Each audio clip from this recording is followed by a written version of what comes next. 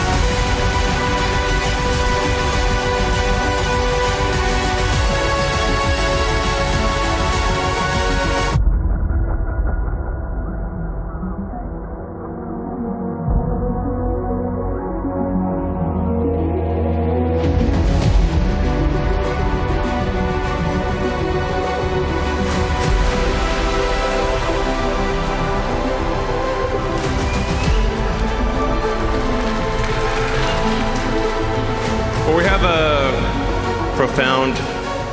a profoundly important announcement to make, which is the most epic chip-building exercise in history by far.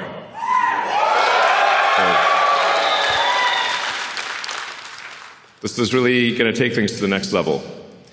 So, yeah, a level probably people aren't even contemplating right now. This is not in the, I would call this sort of an out-of-context problem. It's not in their context. So we're going to adjust the context by a few orders of magnitude here. Let's see. It's a joint effort. I'm pressing the button. But the button's not working. Oh, there we go. Okay. So, yeah, we aspire to be a galactic civilization. So I think the future that everyone, well, most people, I think, would agree is the most exciting is one where we are out there among the stars, where we are not forever confined to one planet, that we become a multi-planet species, like the best science fiction that you've ever read. You know, Star Trek, or Ian Banks, or Asimov, or Heinlein. And we want to make that real. Yeah, not just fiction. Turn science fiction to science fact. That's the glorious, exciting future that I certainly look forward to.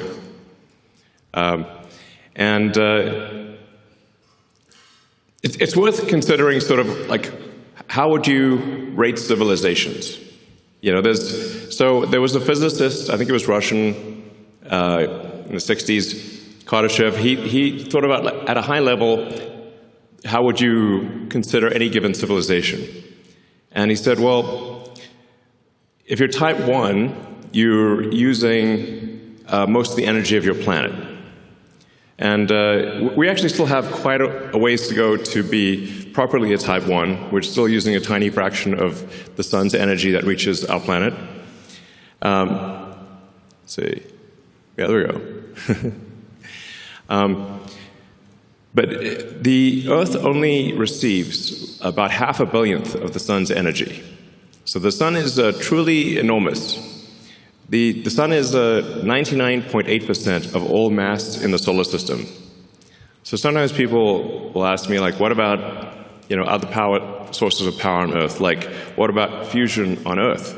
Well, that is unfortunately very small because the sun is 99.8% of mass in the solar system.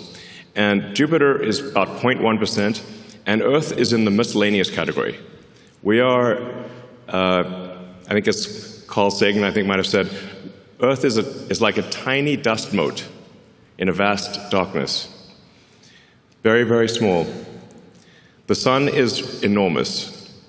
So the way to actually scale civilization is to scale power in space. This is necessarily true because we actually capture such a tiny amount of the sun's energy on Earth because we're just this tiny dust mote. Another way to think of it is roughly like electricity production on Earth of all of civilization is only about 1/trillionth of the sun's energy, which means if you increase civilizational power output by 1,000,000, you would still only be 1/1,000,000th of the sun's energy. I mean, it's awe-inspiring to consider that, just how tiny we are in the grand scheme of things. And yeah, we often get sort of caught up in these sort of squabbles on Earth that are really very sort of minor things when you consider the grandness of the universe. And so I think it is important, actually, to consider the grandness of the universe and what we can do that is much greater than what we've done before, as opposed to worry about sort of small squabbles on Earth type of thing. Kind of not much point in that. Yeah, we want to be a civilization that expands to the galaxy with spaceships that anyone can go anywhere they want at any time. That would be epic. And have a city on the moon, cities on Mars, populate the solar system, and send spaceships to other star systems. That sounds like the best possible future. You know? So to do that, we need to harness the power of the sun. And so a terafab, while it is enormous, a terawatt of compute per year is enormous by our sort of civilizational standards. It is still just one step along the way of being even a Carter ship. You still have a long way to go to even be a Carter ship 2-level civilization, and you're not even registering as a Carter ship 3. So it's a very big thing by current human standards, but still small in the grand scheme. But very difficult for humans. So to accomplish this very difficult goal really requires a combination of efforts of SpaceX, xAI, and Tesla working together to create this epic Terafab project. So.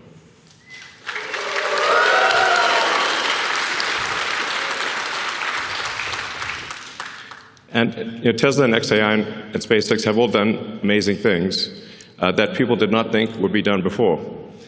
So there's the Giga Texas fab here. There's the Optimus robot that's being built. There's a global supercharging network. There's really quite a lot. And it wasn't that long ago when people thought electric cars wouldn't amount to anything. And there were basically no electric cars for sale when Tesla started. And people said it was impossible, and now Tesla's making 2 million electric cars a year. Yeah.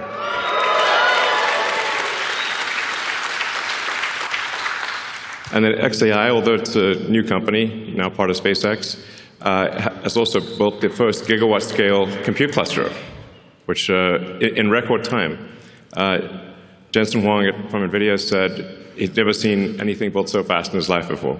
So a great compliment from NVIDIA. And then SpaceX, well, I guess you can read it for yourself. Well, you already know. I mean, the reusable rockets, people said that reusable rockets weren't possible, and even if you did do them, they wouldn't be economically feasible. So we did them, and then we made them economically feasible. And now we've landed over 500 times.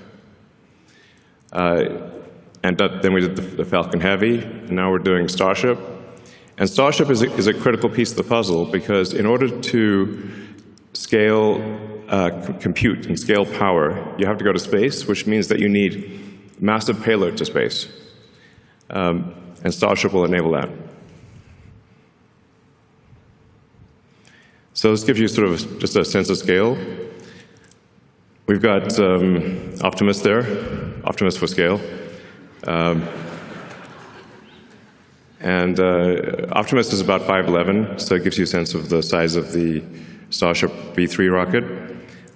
Starship V4 will be much longer, actually. The Starship V4 will make Starship V3 look kind of short.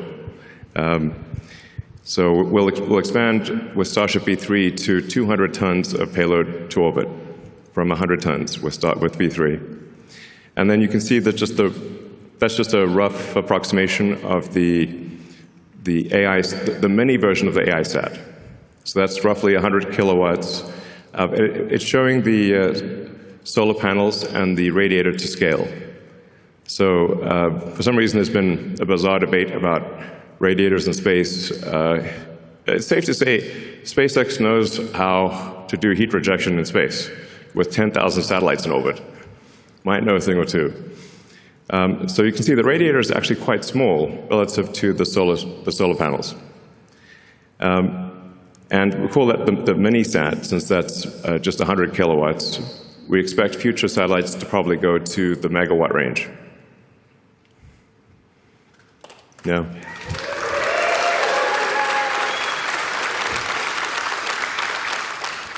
So in order to get to the terawatt of compute per year, you need about 10 million tons to orbit per year, and at 100 kilowatts per ton. So we're confident this is feasible. Like, no new physics or impossible things are required to get there. So I'm confident, actually, that SpaceX will get to 10 million tons to orbit per year. And then we're building up to a terawatt of solar. So that solves will solve the solar problem, the power generation. So then the key missing ingredient is therefore a terawatt of compute. So this announcement is about solving the key missing ingredient. To give you a sense of what we're talking about, the current output of AI compute is roughly 20 gigawatts per year. This chart explains why we need to build the Terafab. Because all of the rest of the output from Earth is about 2% of what we need. So if you add up all the fabs on Earth combined, they're only about 2% of what we need for the terawatt project, or Terafab project. So, you know, we certainly want our existing supply chain to be clear. We're very grateful to our existing supply chain, to Samsung, TSMC, Micron, and others. And we would like them to expand as quickly as they can. And we will buy all of their chips. I have said these exact words to them.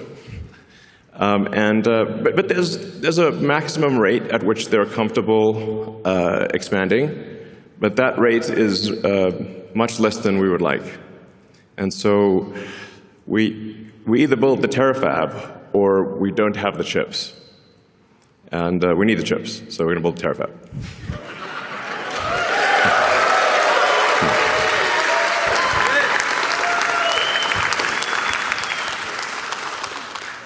And we're starting off with an advanced technology fab here in Austin.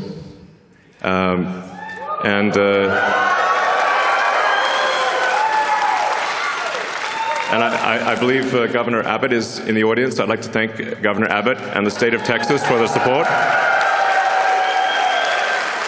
All right.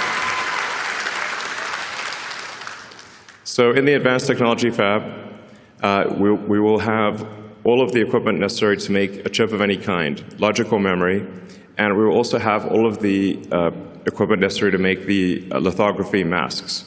So in a single building, we can create a lithography mask, make the chip, test the chip, make another mask, and have an incredibly fast recursive loop for improving the chip design. To the best of my knowledge, this doesn't exist anywhere in the world. where you've got everything necessary to build logic, memory, and do packaging, and test it, and then do the masks, improve the masks, and just keep looping it. So, and we're not just going to do conventional compute in this. I think there's some very interesting new physics that is potentially, that actually I'm confident will work. It's just a question of when. So this is we're really going to push the limit of physics in compute. And we're going to try a bunch of wild and crazy things, which you can do if you've got that fast iteration loop. That I can't emphasize enough the importance of being able to make a chip, test it, and then change the design, do another one, and have that in a single building.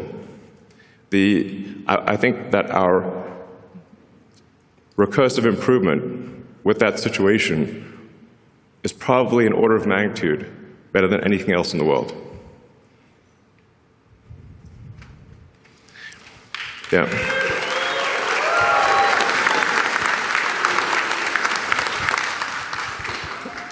So broadly speaking, we expect to make two kinds of chips. One will be optimized for edge and inference. So that'll be used primarily in Optimus and in the cars, but especially in Optimus, because I expect the robots, humanoid robots, to be made 10 to 100 times more than the volume of cars. So, you know, if vehicle production on Earth is about 100 million vehicles a year, and I expect humanoid robot production to be somewhere between 1 billion and 10 billion units a year. So that's a lot. So, yeah, Tesla's going to make a very significant percentage of those, is our goal. And then we need a high-power chip that is designed for space, that takes into account the more difficult environment in space, where you've got high power, you've got high energy ions, photons, you've got electron buildup. It's a hostile environment in space. So you want to design the chip, you want to optimize it for space. And you also want to generally run it a little hotter than you would normally run a chip on Earth to minimize the radiator mass. So there are just a bunch of constraints that you design something differently in space than you would on the ground. And for the space compute, my guess is that is the vast majority of the compute, because you're power constrained on Earth. That's why I think it's probably 100 to 200 gigawatts a year of terrestrial chips, and probably on the order of 1 terawatt of chips in space, just because of power constraints on the ground. That's probably how it ends up. Space has this advantage that it's always sunny. It's very nice. So I actually think that the cost of AI and deploying AI in space will drop below the cost of terrestrial AI much sooner than most people expect. I think it may be only 2 or 3 years before it is actually lower cost to send AI chips to space than it is on the ground. Because in space, you don't need much in the way of batteries, because of it's always sunny. And the solar power, you're going to get at least 5 or more times the solar power you get in space versus the ground, because you don't have atmospheric attenuation or a day-night cycle or seasonality. And you're always normal to the sun. So you're really maximizing the solar power at that point. And the space solar actually costs less than terrestrial solar, because you don't need heavy glass or framing to protect it from extreme weather events. So as soon as the cost to orbit drops to a low number, it immediately makes extremely compelling sense to put AI in space. It becomes a no-brainer, basically. Moreover, as you go to space, you get increased economies of scale, and things get easier over time, whereas as you try to put more and more power on the ground, you run out of space. And you start using up the easy spots, and then you get next level NIMBY. Nobody wants the thing in their backyard. So actually increasing power on Earth becomes harder over time and more expensive over time, but in space it becomes actually cheaper and easier over time. These are very important points. So.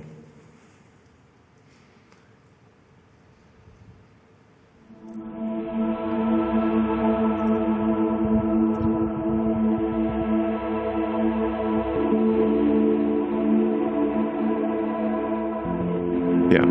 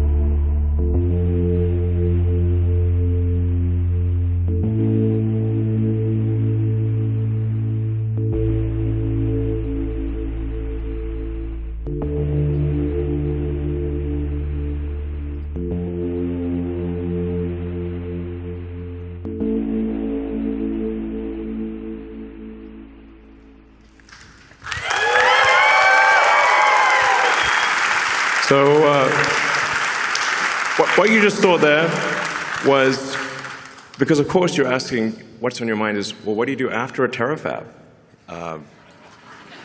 Don't think small. Well, yeah, good point. So we, how do you get to a petawatt is the obvious next question. And you get there by having an electromagnetic mass driver on the moon with robots, with Optimi, and obviously lots of humans. And with that, you can send a petawatt. You can create a petawatt of compute and send that to deep space. Because on the moon has no atmosphere and has 1/6 Earth gravity. So you don't need rockets on the moon. You can literally accelerate it to escape velocity from the surface. And that dramatically drops the costs, once again, of harnessing power and enables you to go 1,000 times bigger than a terawatt. So for sure, the future I want to see, I want to just live long enough to see the mass driver on the moon, because that's going to be incredibly epic. Yeah.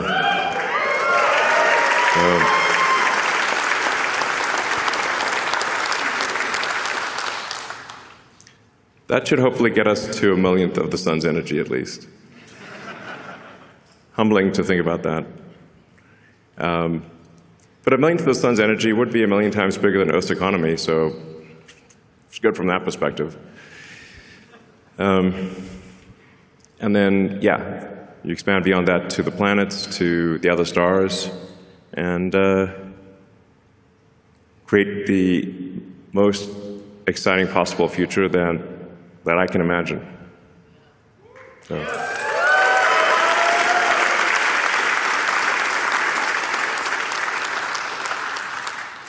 This looks a bit like the opening in Idiocracy with Mike Judge. unlocking an age of amazing abundance.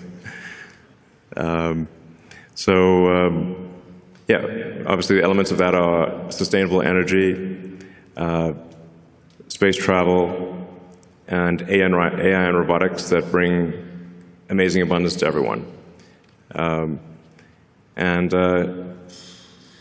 It's really the only path to amazing abundance is AI and robotics, which is not to say it can't go wrong. Hopefully, but I think it'll probably go right, and it'll be a future that you love.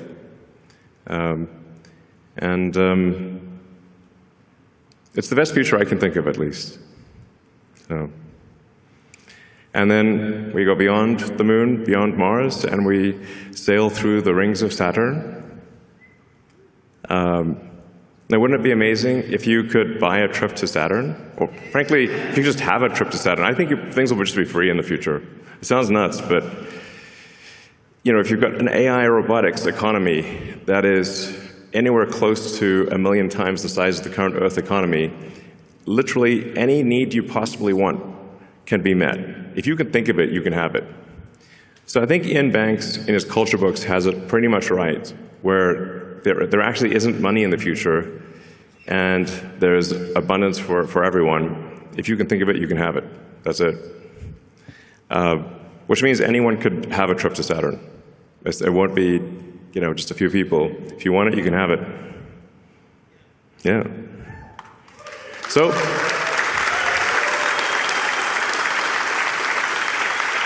yeah, join us on this journey, and help us design incredible chips and make incredible chips and build a terawatt of chips, a terawatt of solar, and 10 million tons to orbit per year. Thank you.